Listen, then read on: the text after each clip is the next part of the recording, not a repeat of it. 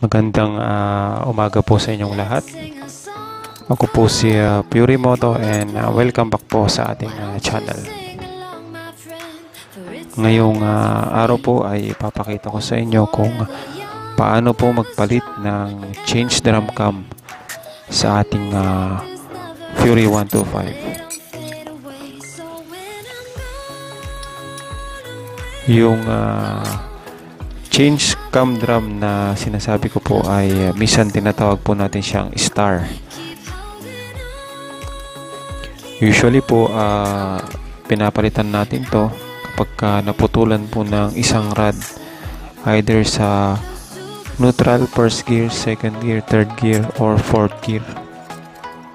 Nangyayari po ito kapag nagkakambyo tayo at hindi po kumakapit yung kung ano man yung gear. Ang dahilan po nun ay either napudpud or naputulan na po ng isang rod, yung tinatawag natin na change drum cam or yung star. Pero syempre bago po natin ma-access yun, kailangan po muna nating mag-drain ng ating langis, tapos buksan yung ating clutch head cover. Then, baklasin po natin yung ating clutch basket saka yung ating primary gear. Kasi nakalagay po yung ating change drum cam sa likod ng ating clutch basket.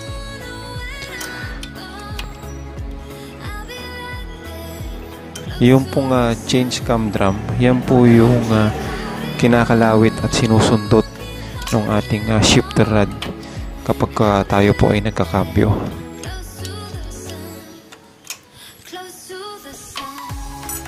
Kailangan po nating baklasin yung Allen bolt sa cover ng ating change drum cam.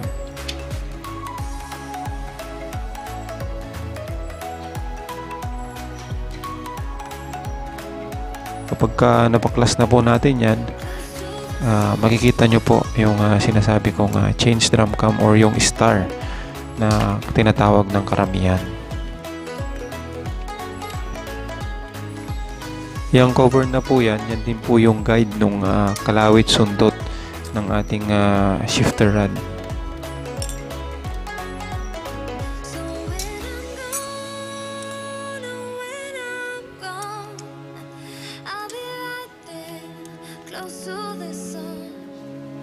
Naka-encounter na po kasi ako nito ng 2 o 3 beses sa mga tropa. Yan po yung Allen at saka yan po yung guide o cover ng ating change drum cam or yung star.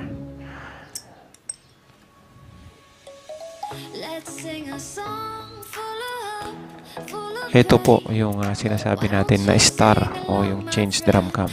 Kapag isa po dyan ay naputol, hindi na po natin makakambyo either kung saan po natapat, either yung neutral, first gear, second gear, third gear, or fourth gear. Kaya 5 po yung rod nyan.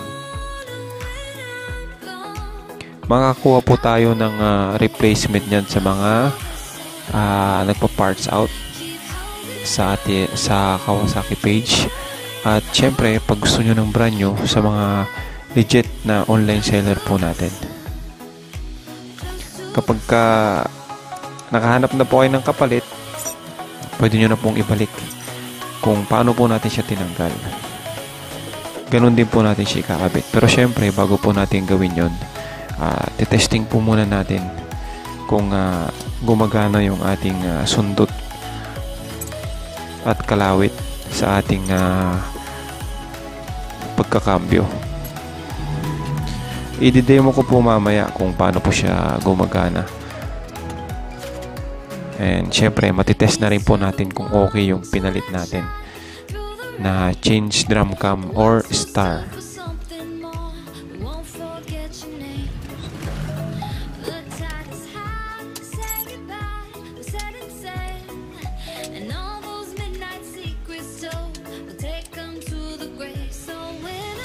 Katulad ng binanggit ko kanina, naka-encounter na ako nito ng 2 o 3 beses sa mga suki natin na customer. Kaya pala hindi nila maikambyo kasi putol na po pala isang rod nun. Tingin ko nangyayari yun kapag nag-misgear tayo eh. Napupwersa po yung 5 rod nung star. Kaya po ito napuputol o nababali. Yan po yung sinasabi ko sa inyong sundot kalawit. Pagka mag-shift po tayo pataas, tutulak po itutulak po. Tapos kapag mag-downshift tayo, hihilahin naman po ng kalawit ng ating shifting rod.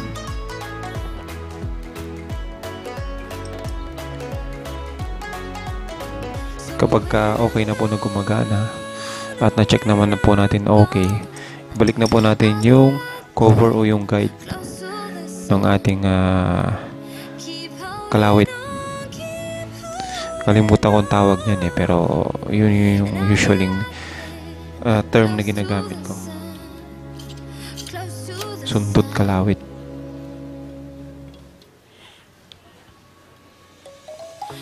Or ito yata yung tinatawag nilang shifting fork. Hindi rin po ako sure eh.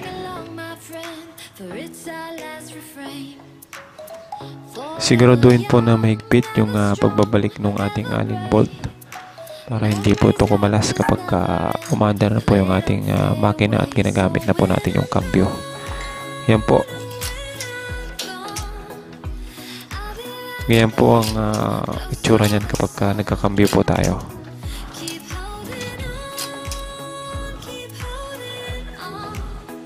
Since okay naman po yung testing natin, pwede na po natin ibalik yung ating primary gear at clutch basket na tinanggal kanina.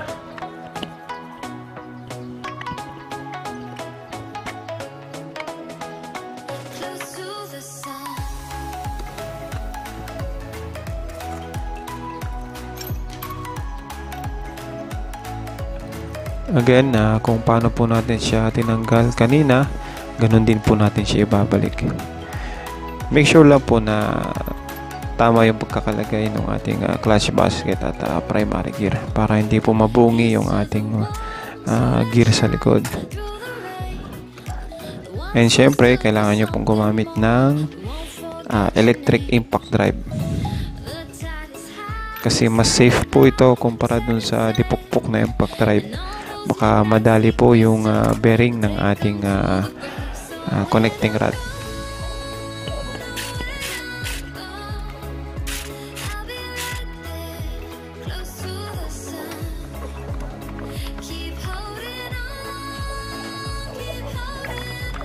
Kung mapapansin nyo, uulitin ko po yung paghigpit ng ating mga nut kasi medyo may alog po yung clutch basket.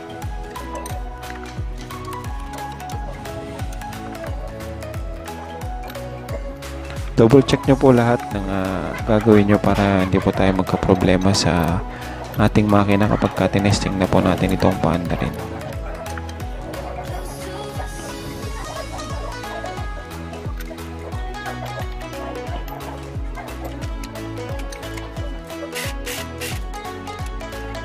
Pwede nyo na rin po pala isabay dito yung pag-change oil pagka nagpaklas po kayo nito.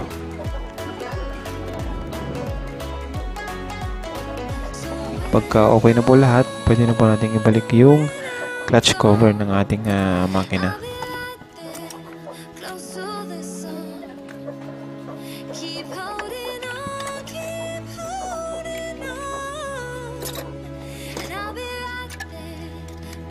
Kung meron po kayong mga suggestions or ideas, please comment below po. And I hope meron na naman po akong nibigay sa inyong tulong regarding po sa modification and maintenance ng ating motor. Hopefully sa mga susunod na araw or linggo ay makapag-upload po ulit tayo ng bagong videos. Pwede po kayong mag-request para makagawa po tayo at makapag-upload. Sa mga kapuring po pala natin na may mga request, pakiantabayanan lang po yung mga susunod nating mga videos. Baka i-upload na po natin ang inyong mga request.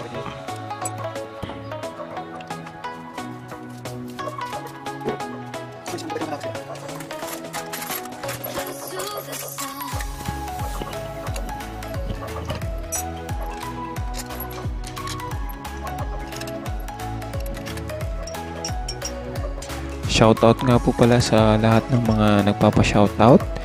Hindi ko na po kayo isa-isahin at wala po akong listahan, pero nababasa ko po ang inyong mga comments sa ating mga videos. Sinusubukan ko pong sagutin lahat ng inyong mga katanungan.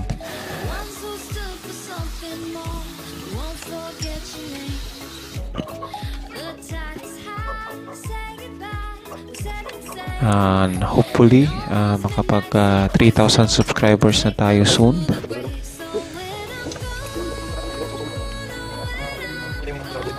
Please like, watch, comment, and subscribe po sa ating channel.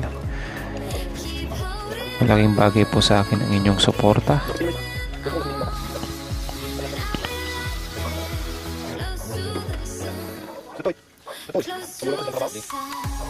And hopefully lahat ng mga maintenance and modifications sa ating Fury 125 ay matakal natin lahat.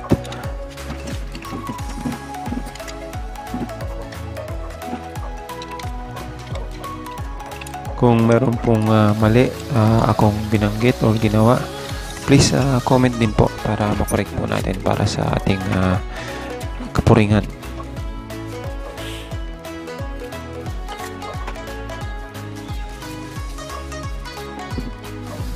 Again, I hope meron po akong naitulong sa inyo ngayong araw. Please like, watch, comment, and subscribe po sa ating YouTube channel. Maraming salamat po sa inyong suporta. God bless and ride safe po sa ating lahat.